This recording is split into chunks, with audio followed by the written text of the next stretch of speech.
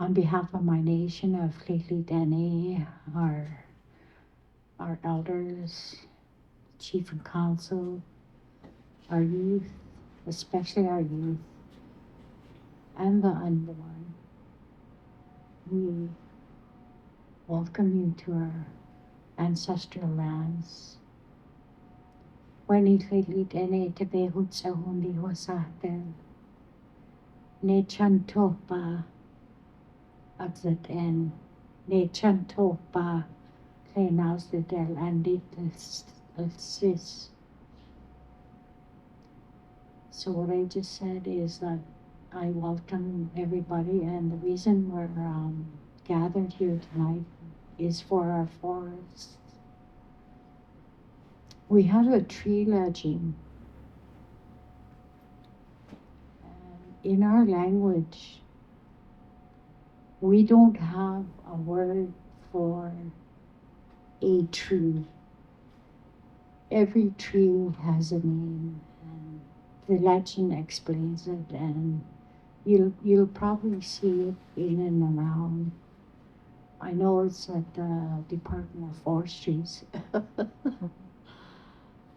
we're here to talk about biodiversity, ecosystem health framework. We've seen a lot of fires, there's a lot of climate change, but over the years, we First Nations, especially lately, we've been standing on the sidelines. We've been boxed into our reserves, kind of like brainwashed to stay inside that box. And now time have changed, and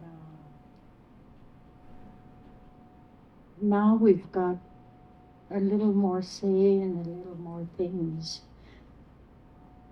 And I live to see this change. I'm 69 years old, and I live to see this change. You know, and a long time ago, when they say we were stewards of our land, I grew up seeing my ancestors take care of the land. They did controlled burnings where our berry patches were, you know, when there were still snow on the ground and it's starting to melt and all that, there's dry places, they do their controlled burning. And they did this every year so our berries could replenish and, you know, there'd be enough for everyone. And throughout the years, the laws of the land prevented us from doing this anymore. And now they're talking about bringing it back again, which is good. So this is just my perspective of how we should look after our forests. And great minds think alike, so I hope I got your creative juices flowing, and I hope you have lots to say tonight. Snacharya for listening to me. Snacharya, Edie, we're really grateful for you.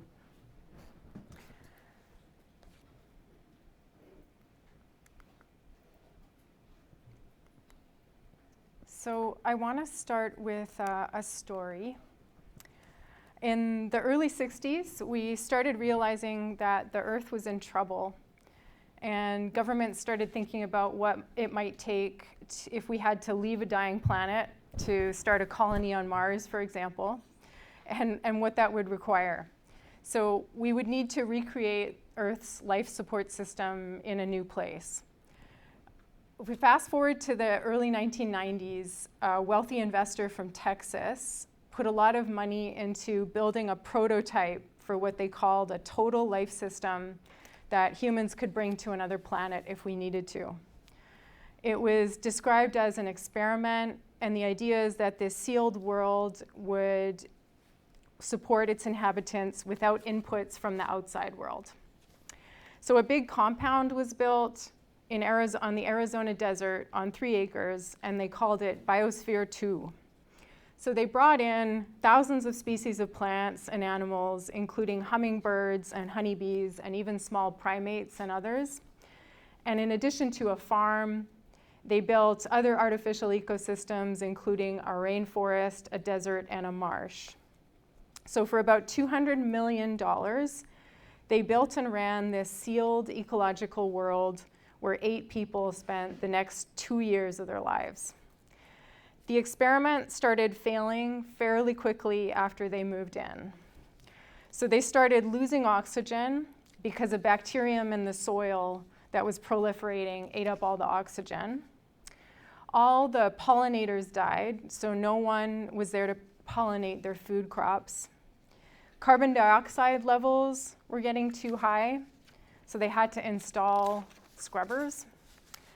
The water was taken over by algae, and the land was overtaken by cockroaches. The participants couldn't feed themselves, and they began to starve.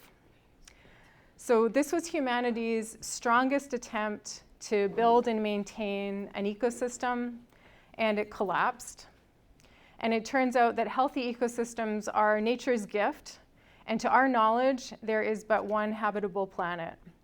So Biosphere 2 failed, and what we have is Biosphere 1, which is Earth. So the deputy director of this project said, after a few years, what they did learn, and in my opinion, the single most important lesson, was just how little we truly understand Earth's systems.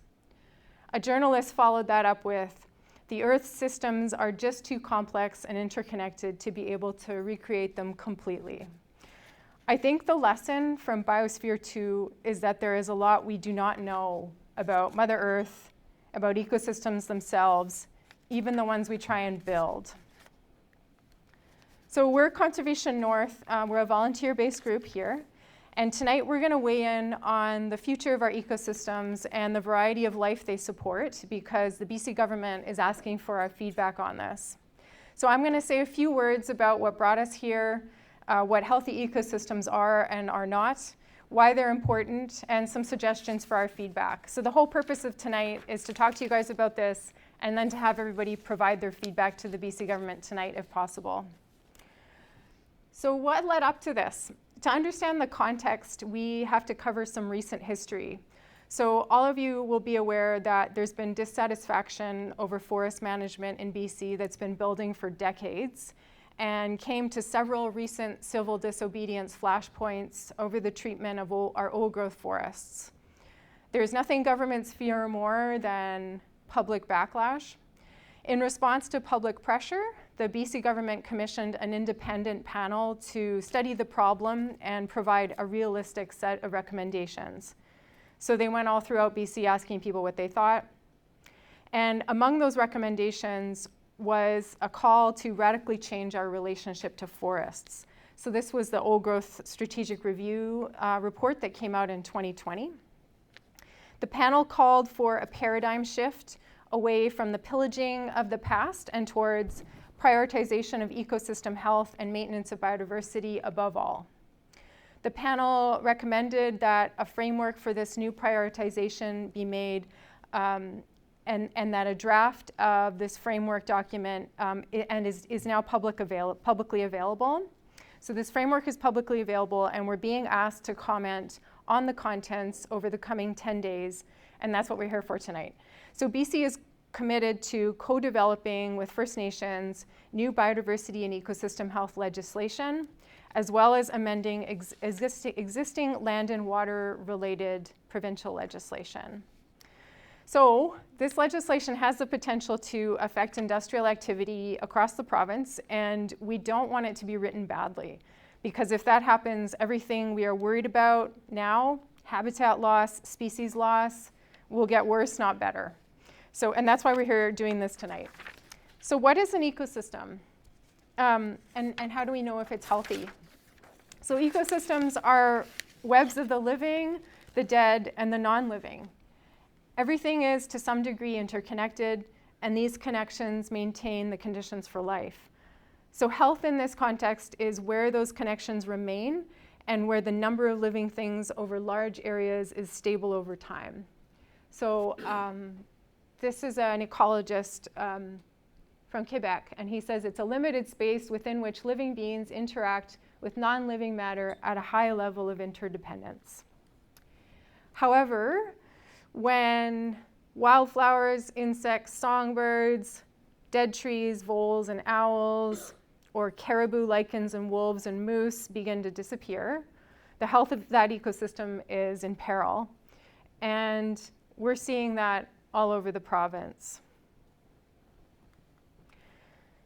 So BC's ecological communities happen to be very old, over 10,000 years in the making. And it's difficult to believe, but where we're all standing right now, there once was a kilometer-deep glacier, a layer of ice, a gigantic glacier. And now, of course, this area supports a pretty dizzying variety of life. And we're here tonight because each of us, in our own way, loves this variety. But it didn't start this way. So our early ecosystems were simple, loose connections of plants and animals, collections of plants and animals taking advantage of new space, which is what happened here when this glacier retreated. So today our animals, insects, and plants have been negotiating, evolving with, and supporting each other for so long that each now occupies its own strand in a complex web of life. So if we think about a natural ecosystem like a textile, say a knitted blanket, if you cut or remove one or more of these strands, you weaken the integrity of the whole thing. So for this reason, we define an ecosystem as healthy only if all the strands are intact. And this is the definition of a primary forest. Does anyone want to tell us which one of these images is of a primary forest? It's kind of a trick question. Any guesses?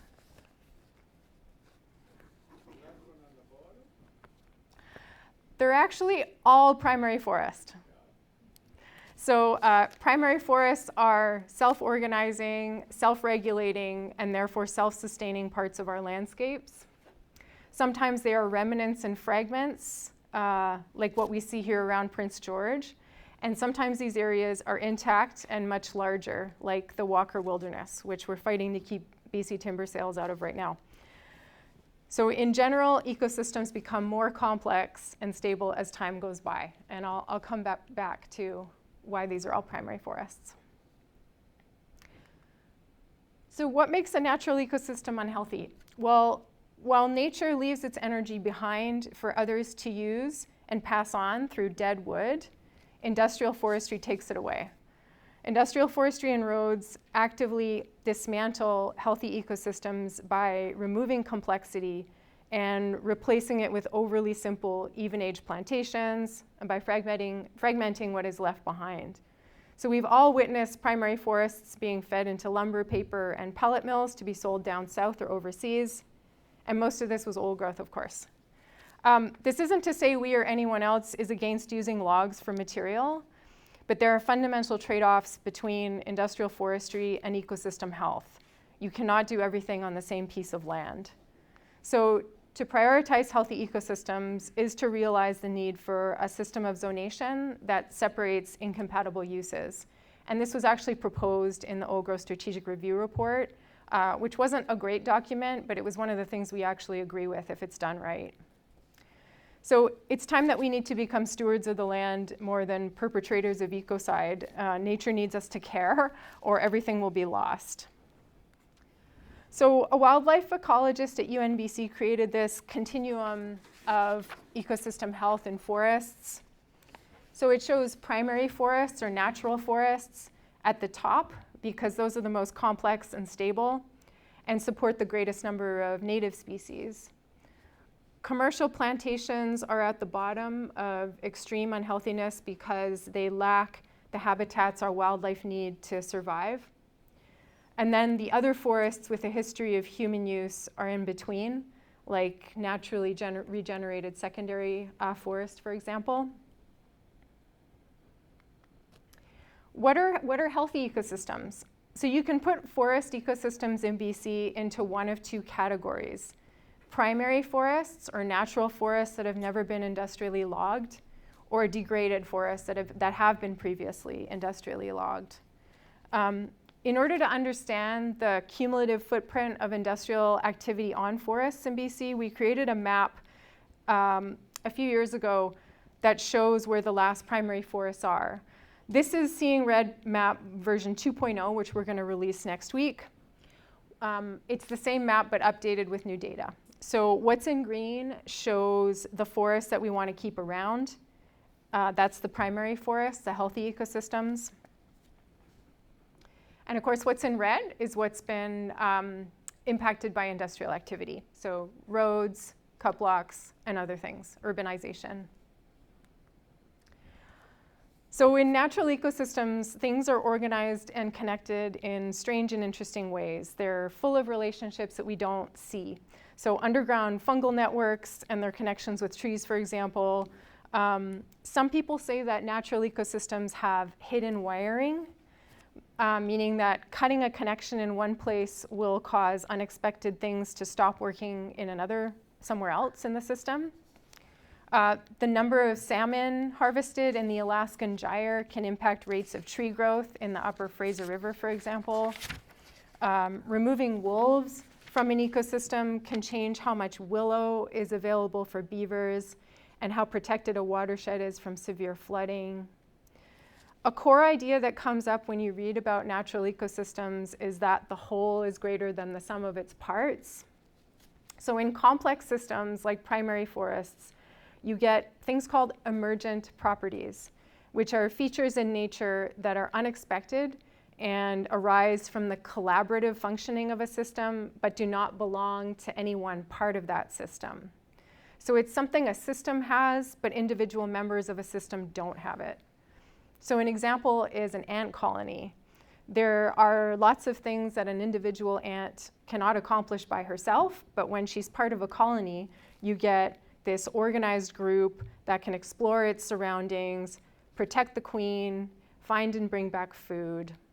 So that ant might only live a few months, but the colony survives for years. The emergent properties of natural ecosystems create patterns that humans are only beginning to understand. And the image of the murmuration is an example of that as well, all the birds flying together. I'm going to talk about the value of death in a healthy ecosystem. So natural disturbances are not bad for ecosystem health. In fact, in all primary forests, including old growth forests, owe their structure and complexity to the natural workings of insects, fire, and disease. So this is true of every single primary forest you've ever set foot in. Bark beetles, insects that eat needles and leaves, root rots, heart rots, and other things that kill trees are part of our native forest biodiversity. Native insects are part of the web of life, and so are tree diseases. So fire, of course, is a disturbance that belongs in our landscapes to greater or lesser degrees depending on where you are in BC. Without forest fires, blowdown, fungal rot, and insect-killed trees, BC's biodiversity would be a fraction of what it is now. Tree death is a very important ecological process, not just for nutrient cycling in soils, but also for habitat. So everyone here would know that many wildlife require dead trees, standing dead trees, fallen dead trees, so snags and deadwood are other words for those things. Many birds are specialists that thrive after a forest fire, for example. Insects that kill individual trees are themselves making habitat for mice and voles who need decaying wood, who in turn feed carnivores like fox, marten, and coyote. Woodpeckers create nest cavities in these trees, and after they vacate these cavities, they're used by species that also require nest cavities but can't make their own, like flying squirrels, pine martens, nuthatches, and the list goes on. So northern goshawks, which are red listed here, prey upon those secondary cavity nesting birds as well. Our wildlife, like what you see on the screen, have evolved since the Ice Age left 100 centuries ago to take full advantage of the movement of energy through ecosystems. So these ecosystems and the biodiversity that underpins them are the product of deep time. And when I think about this, we humans might live to see 80 years old if we're really lucky. So we can't truly comprehend deep time, I think, and I think this might also explain our behavior in relation to nature. So I really want to emphasize this. Forest health and ecosystem health are very different things. They are not equivalent. Why am I talking about this? Because you'll see the term forest health used in Ministry of Forest press releases, the Natural Resources Canada website. You'll hear some academics use it, and really anyone involved in industrial forestry. The name forest health suggests something altruistic, but it is not. So conventional forestry tends not to recognize the value of disease, death, and decay in complex ecosystems like natural forests. The word health is used in a forestry context is a euphemism that tends to trigger industrial logging in natural forests. So in forestry, things that cause trees to die, things that impair our economy and our expectations are seen as bad. Forest health is about human objectives and economic demands on an ecosystem, and it's really not anything more than that. Forest health deems certain native insects and tree diseases to be pests because they kill trees that foresters want to log. As we know now, natural disturbances, even when they occur over larger scales, are part of healthy ecosystems. One of the things we consider to be really critical as we provide feedback to the BC government on this framework is that forest health has no place in it. Bark beetles like the spruce beetle or pine beetle, defoliating insects like the western hemlock looper are always around at low population levels, occurring in pockets on the landscape and going through cycles based on the climate. So their populations rise and spread in response to a climatic trigger, usually moisture or temperature. And then they eat themselves out of house and home. They get parasites and their populations eventually drop again. And then you get something called compensatory growth in the forest usually. So basically the growth of trees that were suppressed before. One of the popular myths of forestry is that it's possible to log your way out of a native insect outbreak like pine beetle or spruce beetle. This is a very pernicious and pervasive belief in forestry, and I still see it out in the world, even though there's no scientific consensus that that's even possible. So by the time an outbreak happens, it's too late to control and you can't stop it. And then the other thing is, well, they're actually natural disturbances. So the question is, do we want to be doing that at this point in time? Humans can't control episodic outbreaks of insects because the antecedent conditions are climatically related, and we're not gods, even though we behave like we are. So I'm guessing everybody in this room is probably somewhat familiar with this from the mid-'80s. So logging doesn't work to reduce high insect populations. It harms forests because it removes the structures that wildlife need, and also because it takes the survivor trees out of the population, the trees that might have a genetic resistance to beetles. So as we enter an era of what's already, crazy weather, we know that just from the last few months, this is a really bad thing to be doing. So one of the worst examples of how we have responded to natural disturbances in the past is the Bowron clearcut. So this was a 40,000 hectare clearcut made after a spruce beetle outbreak in the early 80s. At the time, it was the largest clearcut in the world. Apparently since then, we've created openings that are even bigger than the Bowron clearcut. Astronauts could apparently see it from space. It made our region pretty infamous. And I was told that at the height of logging here, there were 250 loaded logging trucks a day coming out of the Bowron. And this was all primary forest, of course. So this clip is from a video. If you search Bower and Clearcut, you can actually find the full video online. It's part of the UBC Library Archives. This logging response to natural disturbance persists to this day, right now in the form of wildfire salvage and beetle salvage. So in a changing climate, we're going to be getting more frequent and extensive natural disturbances like beetles and fires in our natural forests. This is going to be a fact of life in the future, but the real issue will be about how we react to them. There's research showing that forests that are left alone after an insect mortality event recover quickly, just in terms of living biomass. And this is also true after many fires. Research is showing that as well.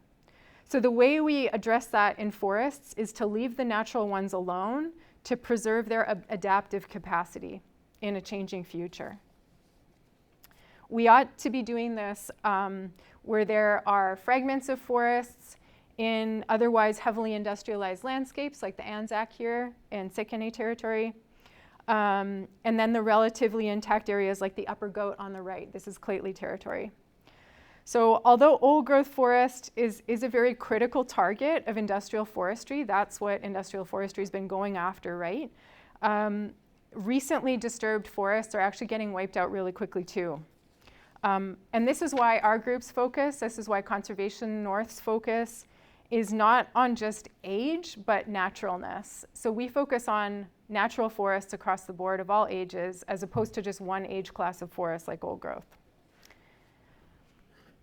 So if we eliminate the potential for natural young forests to return after, say, a severe fire, we will never get naturally regenerated old growth again. And that's what we're afraid of. So we were recently made aware that in at least 2 regions in BC, old growth deferral areas, so the areas that the government's technical advisory panel identified as being very rare old growth, we're being made aware that they're being targeted for logging now because they burned. So when that happens, the wildlife lose important habitats and niches that those burned forests would have provided.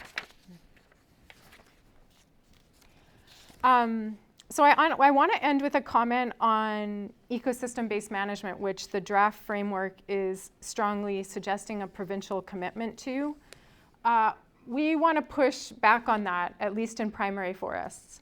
So ecosystem-based planning and management is about managing to low risk for ecosystems. However, we're somewhat aware of how it's been going in other places where it's been applied, the Great Bear Rainforest, Sunshine Coast. And we understand it to be a method of logging natural forests more sensitively. And we say no to that. So like other methods of doing logging better, EBM belongs in previously logged or industrialized or degraded forests where it can actually improve conditions.